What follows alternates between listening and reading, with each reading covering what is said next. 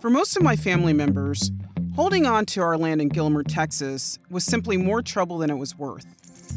What started with 80 acres of potential farmland, or property to extract resources from, turned into a liability over time. Why? Taxes.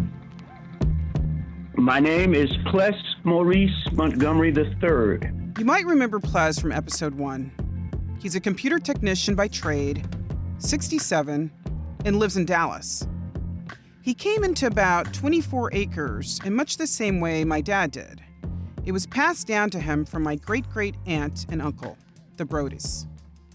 Ples, more than any relative I spoke to, has tried to make something of our family's land. He leased the trees on it to a timber company. He sold oil rights. He even toyed with the idea of turning it into a farm. But as time went by, he decided to give up on the land. Basically, what I decided to do, or what I wanted to do, was to simply sell the land so that it was no longer a liability on me or my family. Problem was, his tax bills kept going up. When I first started following this, I'd get tax statements every year from Upshur County. The whole thing would come out to maybe $1,500, $2,000, okay? $1,500, $2,000 a year? Yes. Okay. And then suddenly, the tax statements I would get, they started to increase exponentially. The last statement I remember was right around $2,500. And when this increase took place, it went up to $10,000. And then I noticed slight increases over the next few years. And then in 2005 or so, the statement I got indicated almost a $20,000 tax liability. And it continued to rise from there. Over the years, Ples's tax liability gained as he fell behind on payments. It's also made it hard for him to find a buyer who would take on those unpaid taxes. In a wide-ranging interview, the mayor of Gilmer, Tim Marshall, described the essential role of property taxes in funding local projects. I think what people are expecting are they're expecting their infrastructure to be maintained. And people don't understand sometimes that the infrastructure, even in a little small town like this, is the sewer, water, streets, and different things like that. The police department, the fire department. There's a lot of inner workings within the city. And the value of your land, typically, most people around, has gone down a little bit. So by raising your taxes a little bit, the rate, we generate the same amount of money. No one disputes the need of a county or district to raise funds for schools and roads. But for many Black Americans like Ples, high tax bills have also become the greatest burden on land ownership. And in thousands of U.S. counties, something more is happening. Black Americans are experiencing unfairly high taxes. In today's episode, we'll take you to one of those places.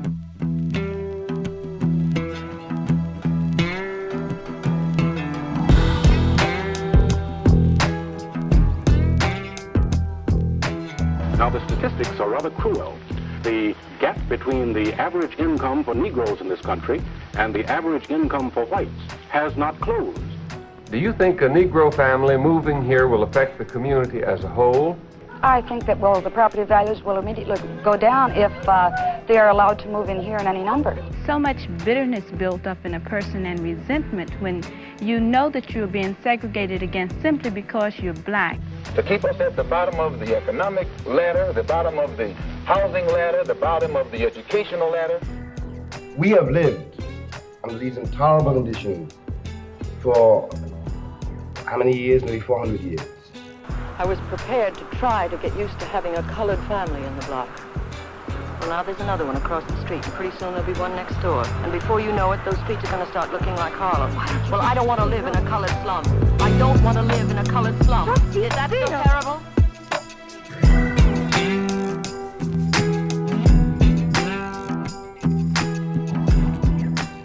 Welcome back to The Paycheck. I'm Rebecca Greenfield. And I'm Jackie Simmons. In the U.S., Owning property has been a major driver of wealth creation. Last week, we talked about land ownership and how Black farmland in particular has been chipped away over the years. This week, we're turning our attention to the heart of the American dream, owning a home. As we talked about previously, race and racism has a lot to do with who historically has had access to the U.S. housing market. And we see those legacies play out in the stats today. Nearly 3/4 of white families own homes, while less than half of Black families do. This has helped white people build wealth in all sorts of ways. What's even more troubling is that these disparities aren't getting any better. In 2019, Black home ownership rates hit a record low since at least 1970. There are lots of reasons for that, but at least some of it has to do with taxes. A new Bloomberg Businessweek investigation uncovers how an unfair taxation system is hitting Black homeowners hardest. Jason Grotto has the story.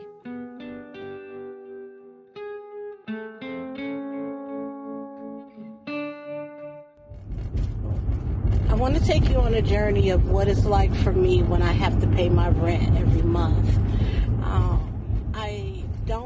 It's the last weekend of the month, so Leshea Scott is on her way to the post office.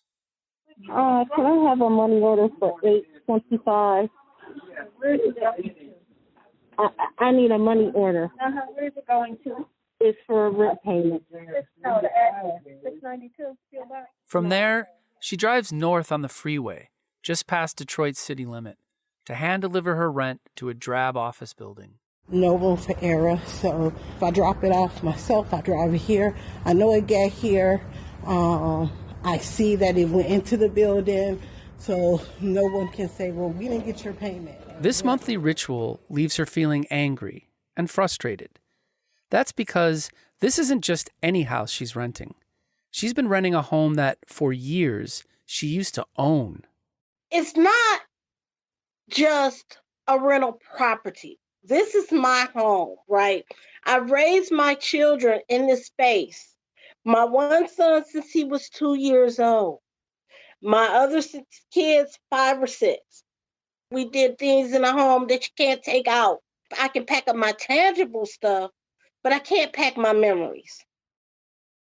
Despite the trouble it's caused her, Leshea clings fiercely to the 2-story Tudor where she's lived with her 3 children for 16 years. The landlord refuses to give her a lease or fix the collapsing back porch.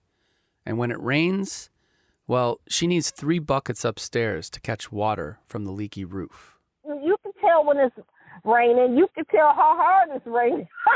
You can? How? Because the water literally pour in? The water literally will pour in and it drips. So, like, if I'm sleeping in the middle of the night and it starts to storm and it's raining real hard, the drips will wake me up out of my sleep. Like, oh, shit, let's put out a bucket. The story of how Leshea lost her home is tied up in an injustice that has gone on for years and touches nearly every community in the country. It's a problem that has contributed to the racial wealth gap by saddling lower income, mostly Black, communities with burdens that wealthier and whiter ones avoid. It's a systematic injustice that lurks in the most mundane of manners: municipal property taxes. Leshea lost her home in 2014 because she fell 3 years behind on her property taxes. She got laid off from her job at a domestic violence shelter during the Great Recession.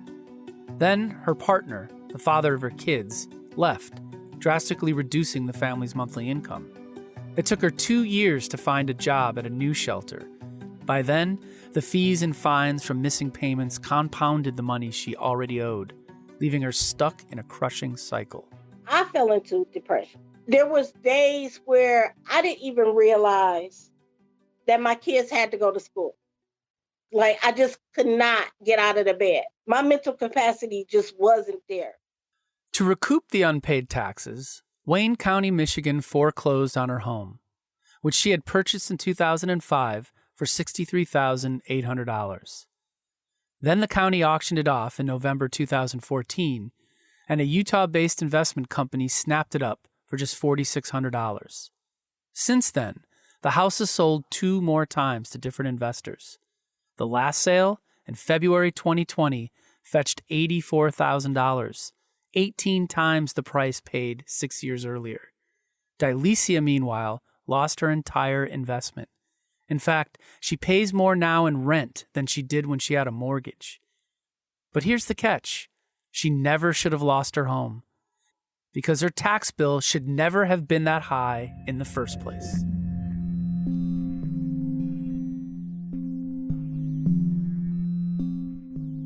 For years, Detroit city officials use wildly inaccurate valuations of the house to calculate Leshea's property tax bills, artificially inflating them by about $5,800 more than she should have paid, according to a Bloomberg analysis of her tax records. Once she fell behind, late fees and other penalties made it even harder to catch up. After missing 2 more bills, she was nearly $10,000 in the hole. Hers was among tens of thousands of homes in Detroit's lower-income, black neighborhoods that city officials routinely overvalued for tax purposes. Meanwhile, homes in affluent areas were systematically undervalued, reducing the taxes those homeowners paid. Detroit officials have admitted they overtaxed about 130,000 people between 2010 and 2013. But they say that now, while mistakes do happen, the system overall is fair. That assessment is disputed by Christopher Berry, who first uncovered these inequities. A public policy professor at the University of Chicago, Chris has been studying property tax systems for years. I met him while working as a reporter in Chicago, where he started documenting unfair assessments. He didn't realize it at the time, but he was about to embark on years of research, uncovering the fundamental unfairness of property taxes. I had kind of been thinking of this as one of these only in Chicago sort of phenomena. And there's just so many things like this that you get used to if you're a person who lives here in Chicago. But as that Chicago work began to get attention, I started to hear from people elsewhere. And first it was, some activists in Detroit who said, hey, we read about what's going on in Chicago and the work you did there. We're having the same issues here. You should take a look. And then it was, a lawyer in New York says, we've got a lawsuit going on, similar issues here. And then it's a reporter in St. Louis. Every place I look, I'm finding something similar. The names change, some of the details are different, but the overall pattern of unfairness and inequity is just repeated place after place. Chris found that in cities and towns across the U.S., local officials have systematically overvalued the lowest priced homes relative to the highest, creating higher effective tax rates for those who can least afford to pay. From 2006 through 2016, inaccurate valuations gave the least expensive homes in Baltimore an effective tax rate that was more than 2 times higher than the most expensive. In New York City, it was 3 times higher. In St. Louis, almost 4.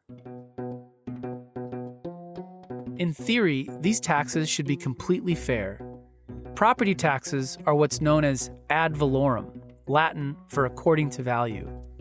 Every property in a given place is supposed to be taxed at the same effective rate.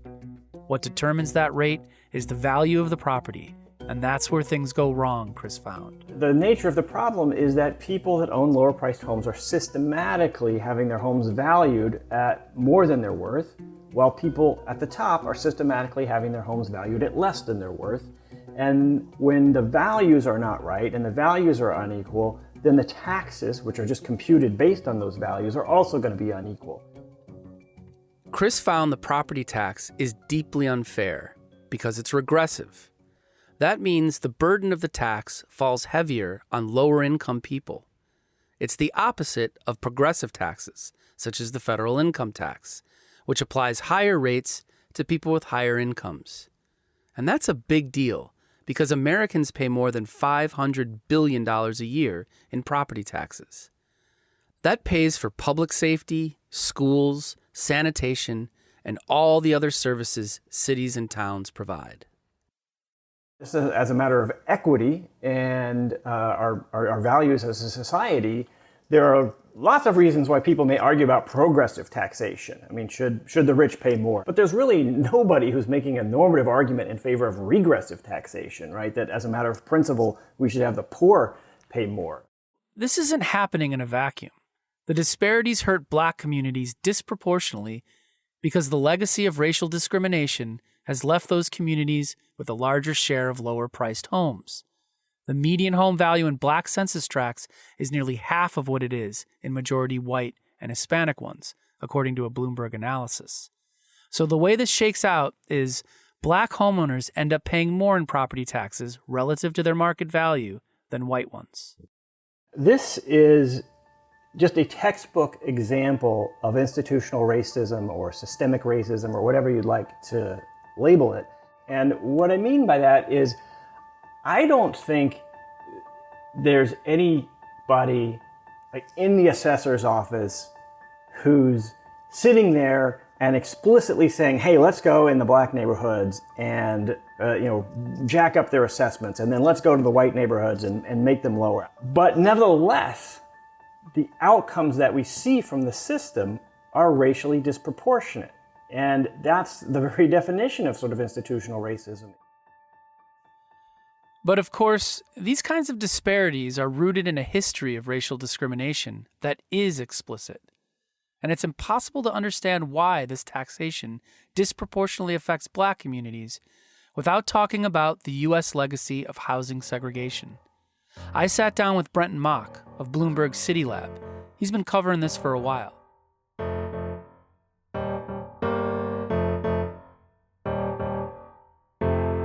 Hey, Brenton, thanks for joining us. Yeah, thanks for having me on. I'm excited to dig into this. Yeah, well, it all starts with home ownership, which is one of the primary ways that many Americans accumulated wealth in the 20th century. But it's one that white families have been able to capitalize on in ways that Black families have not. And this runs so much deeper than property taxes, right? I mean, the history here helps explain why Black Americans are the ones with lower valued homes to begin with. Yeah, and here's the irony. You talked about homes being overvalued when it comes to setting the property tax rate. Well, many of those same homes are being undervalued by a different set of appraisers when it comes to deciding what they're worth on the market. Because of racial segregation, properties in majority Black communities have historically been appraised at much lower values and sold at lower prices than similar properties in majority white neighborhoods. That kind of price coding has pretty much been cemented in the housing market thanks to the practice of redlining. Redlining. Katerina talked about that in episode 2. How does that fit into our story? Yeah, like Katerina explained, redlining was a government-sanctioned program for deciding that entire neighborhoods would be considered risky by giving them a grade between A and D. Black neighborhoods were routinely graded D and literally shaded in red on real estate maps in just about every city in the U.S. This practice pretty much ensured that very few people in Black neighborhoods would be able to purchase houses or even get loans to improve homes that were already purchased. But those laws have been reformed now. Have fair housing laws at least begun to reduce the gap between white and Black home appraisals? Well, that's the crazy part. Yes, starting in 1968 with the Fair Housing Act, these particular practices were banned. But actually, recent research has found that the gap between appraisal values of Black and white homes has widened. The gap is being exacerbated because appraisers currently decide a home's value by looking at the selling prices of surrounding homes. Without any kind of correction, that history of low values has just compounded over time. But what does that disparity mean in economic terms? So I spoke with Andre Perry of the Brookings Institution to help put this into context. I worked with him on a book several years ago about undervalued Black properties. Since then, he's done a study to quantify differences in Black home values. He explained how, after controlling for all housing and neighborhood factors, homes in Black neighborhoods were underpriced in appraisals compared to white neighborhoods by 23%. Here's Andre. Accumulatively, that's about 156 billion in lost equity, and that's just in 2017 alone. I always put it in perspective. The 156 billion would have financed more than 4.4 million Black-owned businesses based on the average amount Blacks use to start up their firms. It would have paid for more than 8 million college degrees based on the average amount of a public education. Now, this is money that is really robbing people of the opportunity to lift themselves up. And remember where we started this conversation, the racial wealth gap. These differences matter because home assets are supposed to appreciate as they are passed down through generations. As Andre puts it, wealth begets wealth. So if you are able to own a home, if your grandfather was able to own a home and he had children, he could pass on the equity gained from that house to the child, or you can apply it to the college education. You can use it to start a business. Remember, most people start their business using the equity in their home. So if you did not have, if your grandfather, great-grandfather could not own a home, it's less likely you're going to be able to have wealth.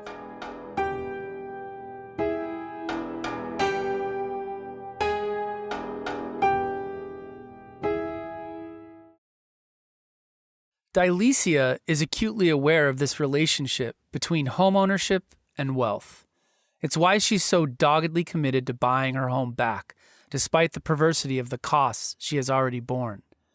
Like so many other parents, she's concerned about leaving her 3 kids an asset that will give them a leg up, because she believes they'll be better off in the long run.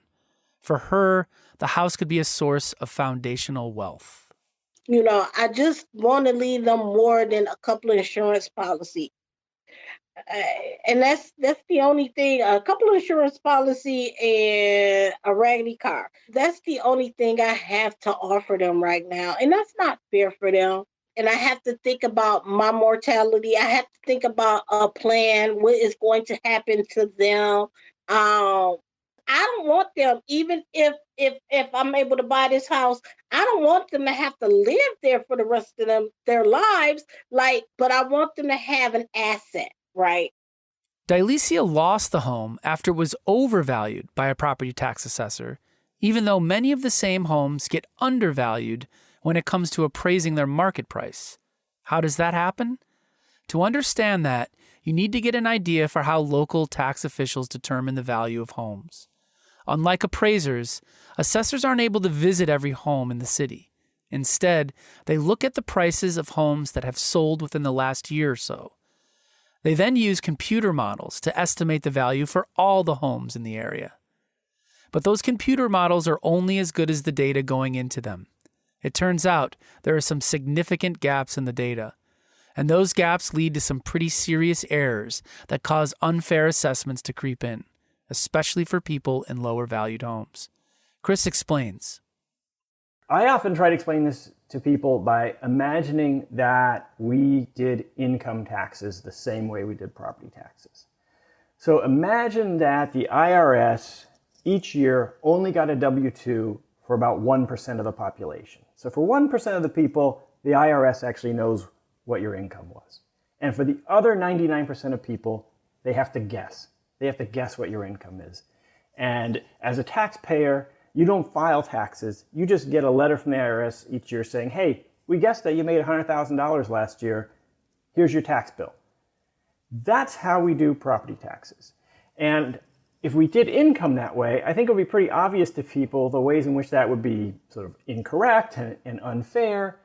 Just to build on the professor's analogy, local property tax officials do a bit more than just flat out guessing.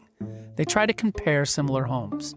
Say a 4-bedroom, 2-bathroom ranch house sells for $250,000. Local officials will use that information to help guide how they assess the value of other 4-bedroom, 2-bathroom ranch houses in the same area or neighborhood. If the IRS used that same method to set income taxes, the resulting unfairness becomes pretty clear. Suppose they knew nothing about you at all. The best they could guess is that you were making the average income. They'd say, we think you made the average income last year, pay taxes on the average income. Well, that's really bad for people who earn below the average because they're being treated as if they earned more than they did and they're paying taxes that are too high. But it's a great deal for people who are above average because they're being told they were average and they're paying taxes that are too low. And so you can already see the inequity that's built in this kind of averaging. That's what would happen if they had no data about you at all. But even with a little more data, the method that local officials use to set property values just isn't robust enough to capture important differences in market values among different homes. For people like Leshea, those flaws can be disastrous. In fact, in places like Detroit, they just don't keep Black families from acquiring and passing down wealth. They contribute to the actual destruction of it. One of the things we know about the whole property tax process is that when people can't pay, they are subject to various kinds of sanctions by the state. And so you may have had your home systematically overtaxed, overcharged too much, and then if you can't pay those unfair taxes, you might lose your home due to a tax foreclosure. Or you might have your home sold from out from under you to some kind of investment firm that's going around buying up these low-valued homes. And there's nowhere in the country where this has been a bigger problem than Detroit, where fully 1/4 of all homes in Detroit have been foreclosed on for failure to pay taxes. I'm not talking about a mortgage foreclosure here, but in fact a tax foreclosure. In fact, Detroit officials have admitted they overtaxed tens of thousands of people. Yet the property tax system is so complicated that Leshea didn't find out about being overtaxed until she read about Chris's work in her local newspaper in February 2020, 6 years after she lost her home. Soon after, she reached out to him, but by that point, there was nothing she could do about it. It's embarrassing, right? I feel like there is no safe place for me to have this conversation because I'm going to get judged one way or another. It's a lot. I feel betrayed too. Yeah, I feel left behind. I feel left behind. And then last year to learn that I was overtaxed by $5,000. It makes me sad. It makes me depressed. It makes me feel like a failure. And that's another consequence of broken tax systems. People like Leshea are forced to process and struggle with the shame of it all, even though what's happened isn't her fault, because she was treated unfairly. In fact, Leshea is so ashamed that 6 years on, she still hadn't told her children that she had lost the home. I'm going to eventually have to have that conversation. I don't know how, but I figure I have to give myself a time frame because I don't know. It's very scary right now not being on the lease. But I have to have a plan for them. Like, I just can't just say like, oh, this is it. And okay, see you guys later. They don't deserve this. My daughter actually, she looked it up and she said, I was on this site, this is a couple of months ago. I was on this site and it said our house was sold in February. And I said, girl, I don't know what you're talking about. Since Detroit officials admitted to past problems, they say they've fixed the system and that now it's fair. Yet Chris has found that property taxes in Detroit continue to be really regressive. Still, Alvin Horn, the city's top assessment official, has come out against Chris's findings. Here he is at a recent press conference. Valuation, and a very smart person once told me this, is an art, not a science. You have the facts, but you also have to understand the market. Detroit is a unique market, and you can't get those nuances simply from a sales study. You have to live here, and you have to understand what's going on here to understand valuation. At that same press conference, he and Detroit Mayor Mike Duggan criticized Chris for refusing to share the data underlying the study. But later, in an interview with me, the top assessor admitted he had seen the data, saying that on average, Detroit's system is fair, while acknowledging that mistakes can still happen. The data say otherwise. In fact, I replicated parts of Chris's analysis and found the same thing. Detroit's system remains deeply unfair. Despite everything she's been through, Leshea still holds on to the hope that she can buy back her home. To try to save for a down payment, she took on a second job in October, delivering food via DoorDash. Usually what happens, a typical day for me during the week is I go to work. Like when I work on site, I go to work. Then straight from work, I get in my car, I turn on my Dash app, and I start dashing to probably about 10, 11 o'clock at night. Then I do it again on the weekend.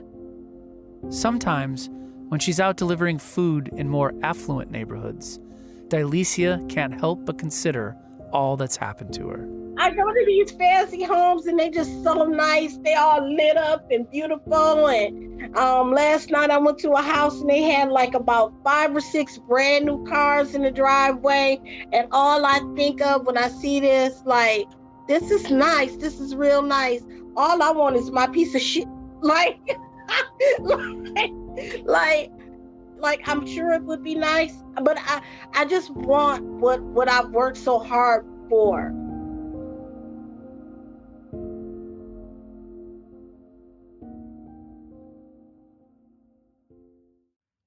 Dilesea's experience shows one way the system keeps many Black families off the wealth ladder that is home ownership. For Ples, back in Texas, there was never going to be a farm or profits from oil or timber. Instead, with no buyer in sight, he's stuck with the land and is now on the hook for at least $60,000 in taxes and penalties. That's on top of as much as $16,000 he says he and some family members have already paid. For the record, I dug into county documents and talked to local officials. Indeed, his tax bill jumped between 2009 and 2010, more than double. But the county tax assessor says that overall, the tax liability is where it is because he hasn't paid taxes as they came due. Ples is now facing foreclosure. And between his Social Security checks and some income from his side business fixing computers, he makes ends meet. But says sometimes he's just living paycheck to paycheck.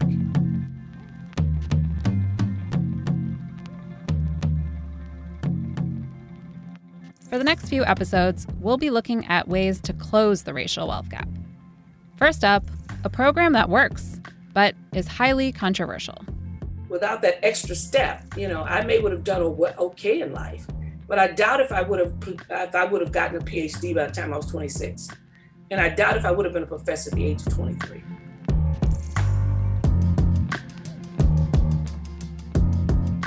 Thanks for listening to The Paycheck.